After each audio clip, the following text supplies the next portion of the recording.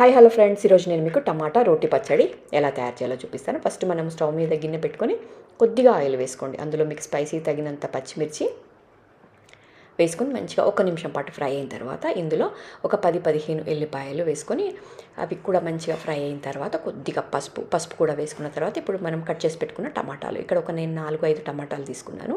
ఇవి కూడా వేసేసుకొని మంచిగా మూత పెట్టుకొని ఉడికించుకుందాం. ఇవి బాగా మగ్గిన తర్వాత కొద్దిగా ఉప్పు, మీకు ఎంతైతే ఇష్టం ఉంటుందో అంత కొత్తిమీర కూడా వేసుకొని మంచిగా ఉడికిన తర్వాత ఒక చిన్న సైజు నిమ్మకాయ సైజు అంతా చింతపండు కూడా వేసుకొని మంచిగా ఉడికించుకున్న తర్వాత ఇవన్నీ మంచిగా దగ్గరికి ఉడికిన తర్వాత స్టవ్ బంద్ చేసుకొని చల్లారిన తర్వాత మనము దీన్ని రోట్లో వేసుకోవాలి. రోట్లో వేసుకొని దీంట్లో ఒక 1/2 స్పూను నువ్వుల పొడి ఇది కూడా వేసుకొని మంచిగా మెత్తగా నూరుకుంటే మన రోటి పచ్చడి అనేది తయారైపోతుంది. ఈ కంప్లీట్ డీటెయిల్డ్ వీడియో చూడండి, నేను కింద లింక్ ఇస్తాను, మీకు క్లియర్గా అర్థమవుతుంది.